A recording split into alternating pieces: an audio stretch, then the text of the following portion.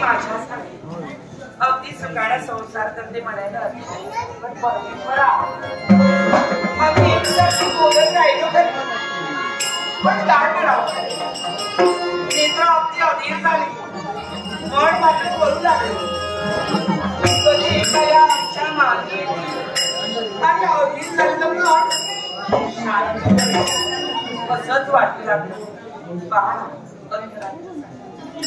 मोतिकांच्या रांगोळ्या अगदी खेळात हा महाल सजविला पुरासाठी ही सारी रोषणाई जी केली आहे ना ती आमच्या स्वागतासाठी ती आमच्या सौभाग्याच्या दर्शनासाठी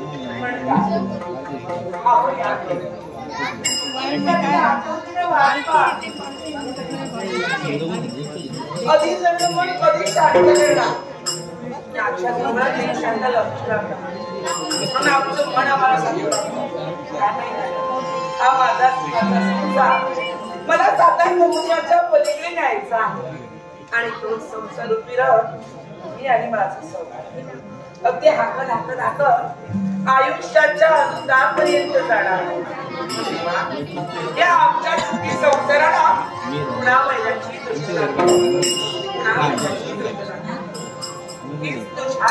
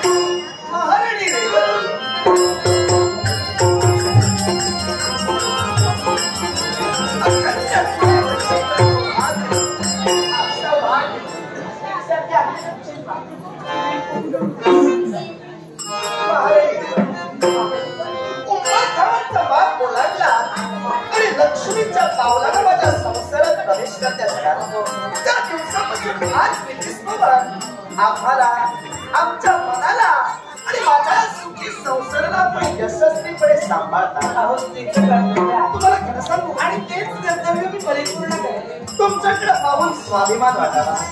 तर तू आणि मी म्हणजे प्रयाग क्षेत्रातील तमाम प्रजाजनांसाठी आदर्श व्यक्तिमत्व आहोत. या विश्वास धर्मशास्त्रात म्हटलं गेलं, नास्ते भार्या समोबंधू, नास्ते भार्या समोगती, नास्ते भार्या समसहाय्या, धर्म संग्रह. या विश्वात संकट समयी सहकार्य करणारा पत्नीसारखा दुसरा कोणी बंधू नाही. संकट समयी सहकार्य करणारा पत्नीसारखा दुसरा मार्गदर्शक कोणी नाही. या विश्वात पत्नीच्या अर्धांगिक अंगाला वेष्टांगण देऊची बसते, तिला अर्धांगिनी म्हटलं जातं. आमच्या जीवनात आमच्या अर्धांगिनी आपण झाला. जन्म जन्मांतरीचं पुण्य फळाला तुमच्यासाठी समजावून घेणारी कार्य परमेश्वरानं प्राप्त करून दिली. आई बाबांचे घर सोडलं आणि नवऱ्याच्या घरी प्रवेश केला. त्याच दिवसापासून आतापर्यंत आम्ही पतीचा सुख पतीचं हित आपलाही नाही. आणि याच्यासाठी पतिमय सुखासाठी प्रत्येक स्त्रीनं झटावं. पण आपल्या पतीचं सुख पण आज आणि आयुष्यात संस्कार संपन्नतेचं जीवन आजपर्यंत आपण जगला. त्या संस्कार संपन्नतेच्या जीवनाची खऱ्यार्थानं वाटचाल करत या माझ्या सुखी संसाराला आयुष्य वाटावं जगला.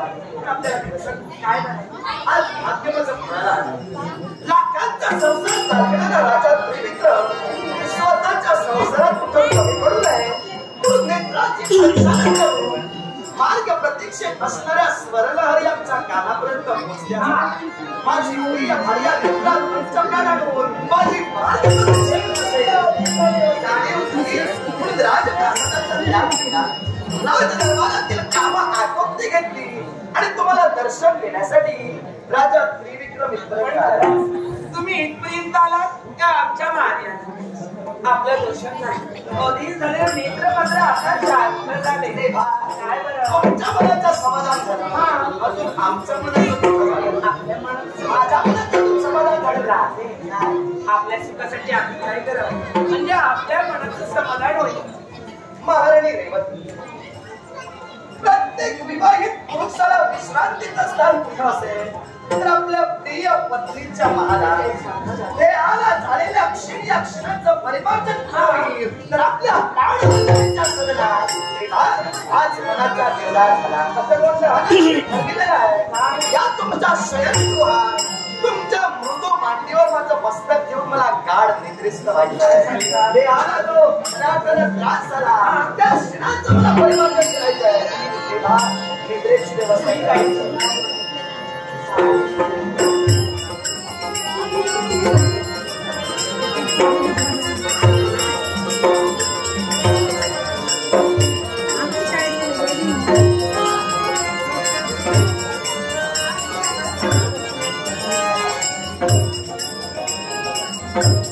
आता लवकर आवडा.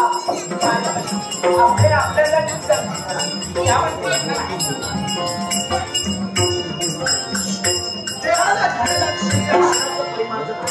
तुमच्या मृदू मांडीवर गाढ निद्रा घे आणि या सुखाचा आनंद अधिकाधिक मला पाहता आणि माझ्या सेवेत तुमच्या चेहऱ्यावर तो आनंद निर्माण झाला. तो आनंद पाहून माझंही मन सुखावलं. लवकरात लवकर तुझ्या मृदू मांडीवर निद्रेचा आस्वाद मला घ्यायचा आहे. काही चिंता करू नका. निवांत निद्रा घ्या. आपण तुमच्या निद्रेचं होणार जे अंतर घालणाऱ्या ही वृत्ती मी अंतर मी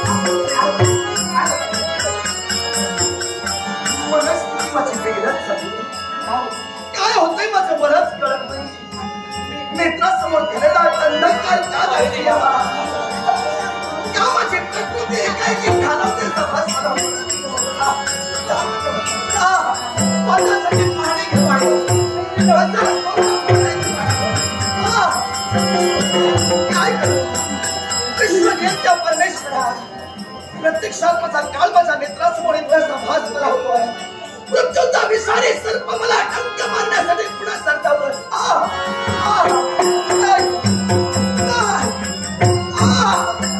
रेवती रेवती